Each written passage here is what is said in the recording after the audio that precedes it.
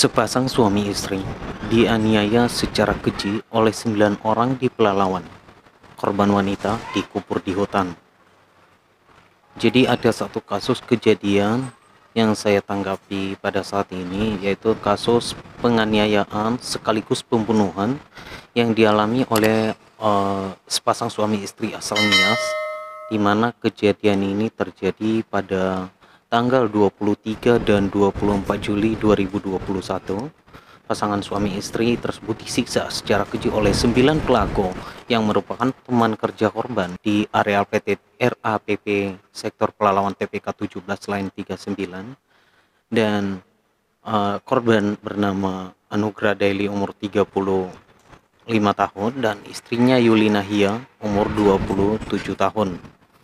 Dan di sini yang saya tanggapi, mungkin kasus ini sudah ditangani oleh pihak kepolisian, dan untuk para pelakunya juga sudah ditangkap, dan untuk pasal-pasal yang dikenakan para pelaku ini telah ditetapkan. Namun ada satu hal yang saya sampaikan juga di sini terkait kejadian yang dialami oleh suami istri ini, Bapak Anugrah Daily dan istrinya Yulina Hia 27 tahun. Mungkin berita ini sudah kita dengarkan bersama juga seperti apa kejadiannya, dan ada beberapa orang pelakunya yang sudah ditetapkan oleh polisi. Namun sampai di sini menurut saya belum puas dengan pasal yang ditetapkan atau ancaman hukuman penjara yang ditetapkan kepada para pelaku yang 9 orang ini, dikarenakan dari peristiwa yang terjadi ini kurang lebih seperti ini. Jadi teman-teman dan kepala rombongan di salah satu PT ini menuduh korban menggunakan guna-guna sehingga anak-anak mereka ini sakit-sakitan dan bergantian. Dan ini hanya saja tuduhan sehingga mereka melakukan tindakan penganiayaan sekaligus pembunuhan kepada korban ini. Dan sesuai informasi yang kita dengar juga bahwa yang dianiaya suami istri, dan suaminya berhasil meloloskan diri setelah 2 hari disiksa. Kemudian istri dari korban ini meninggal dunia karena tidak tahan atau tidak kuat menahan siksaan yang dilakukan oleh para pelaku ini. Dan tentu saja hal ini juga sudah ditangani oleh pihak kepolisian di Polres Pelalawan. Dan setelah kami baca informasi juga bahwa para tersangka dikenakan pasal 170 ayat 2 dan 3 KUHP tentang melakukan kekerasan yang mengakibatkan luka berat atau mati atau pengeroyokan.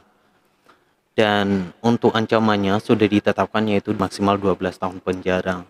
Namun kami merasa dalam kasus ini kami sangat berharap kepada pihak penyidik, pihak kepolisian untuk mengusut para pelaku ini, maksud kami untuk mencari peran mereka masing-masing, karena kami yakin bahwa dalam peristiwa ini pasti peran mereka masing-masing berbeda-beda. Dari 9 orang ini ada yang perannya mengikat, memukul, dan lain sebagainya. Dan yang paling penting di sini, kami sangat berharap pada pihak kepolisian untuk menemukan siapa otak dari perencanaan pembunuhan ini.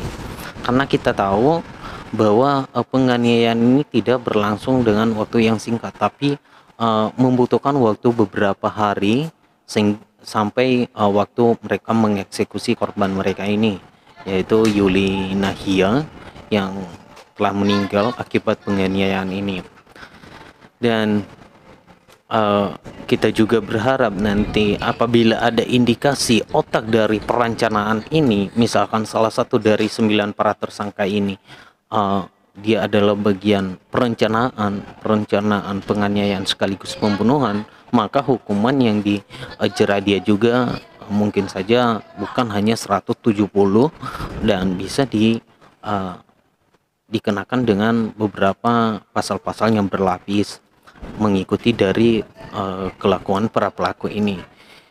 Misalkan salah satu dari mereka ada indikasi seorang perencanaan pembunuhan ini maka bisa saja dikenakan dengan pasal pembunuhan berencana, yaitu pasal 340 KUHP, yang menjelaskan bahwa barang siapa sengaja dan dengan rencana terlebih dahulu merampas nyawa orang lain diancam karena pembunuhan dengan rencana dengan pidana yaitu maksimal hukuman mati. Dan tentu saja kalau kita uh, lihat dari informasi yang kita terima juga bahwa uh, penganiayaan ini berlangsung lama, yang artinya mereka membutuhkan waktu beberapa hari baru mengeksekusi korbannya. Kemudian uh, mereka juga sudah menentukan tempat nanti di mana dikuburkan jasad korban mereka. Dan ada beberapa bukti-bukti yang bisa mengarah ke pasal 340 KUHP tentang hukuman mati, termasuk mereka melakukannya secara sadar dan kemudian mereka tanpa takut, tanpa ada gemetar sama sekali untuk mengeksekusi korban mereka ini. Mungkin karena pertolongan Tuhan juga, suami dari korban ini juga berhasil meloloskan diri setelah para pelaku ini lengah, setelah capek kemudian tidur. Lalu korban yang satunya berhasil meloloskan diri dan kemudian melaporkan kejadian ini, dan itu kita yakin bahwa pertolongan Tuhan. Dan kita juga sangat berharap kepada pihak kepolisian untuk mengusut tuntas masalah ini sehingga ke depan para pelaku ini jerah dan tidak mengulangi hal yang sama lagi. Karena biar bagaimanapun masalah ini sudah menghilangkan nyawa seseorang, dan tentu saja baik secara agama, secara manusia dan juga secara hukum ini tidak dibenarkan, karena ini termasuk kekerasan, penganiayaan dan pembunuhan. Dan kami juga berharap kepada pihak polisian untuk melibatkan beberapa pihak-pihak dari PT RAPP ini, termasuk dari pihak kontraktornya. Seperti apa pertanggungjawaban mereka kepada para pekerja di PT RAPP ini. Saya sangat tegas di sini karena dulu saya pernah kerja di PT RAPP atau Akasia, dan itu kerjanya sangat-sangat berat dan kemudian gajinya juga tidak sesuai dengan pekerjaan kita, dan kemudian untuk pengalaman wawasan kita tentang hukum dan tentang yang lain-lain itu sangat minim. Karena kenapa?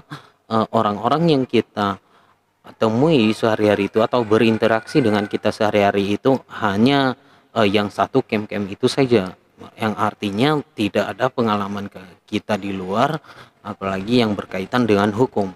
Makanya kami sangat berharap di sini kepada pihak kepolisian untuk selalu melakukan sosialisasi atau penyuluhan kepada mereka para tenaga kerja ini yang berada di dalam hutan, sehingga bisa mereka memahami dan cerdas akan hukum.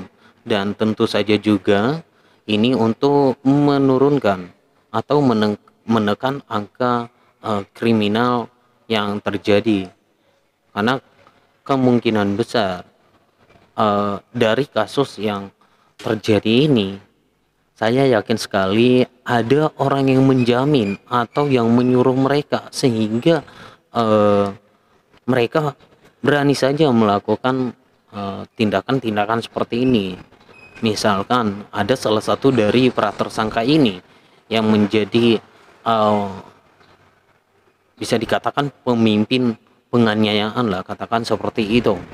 Jadi ketika dia memerintahkan anggotanya untuk melakukan, misalkan dia katakan silakan bunuh saja, nanti saya yang bertanggung jawab, nanti saya cabut kamu dari penjara, maka dari mereka anggota-anggota ini juga pasti berani karena mereka yakin bahwa yang menjamin mereka ini benar dan nanti akan dipertanggungjawabkan oleh si penjamin ini.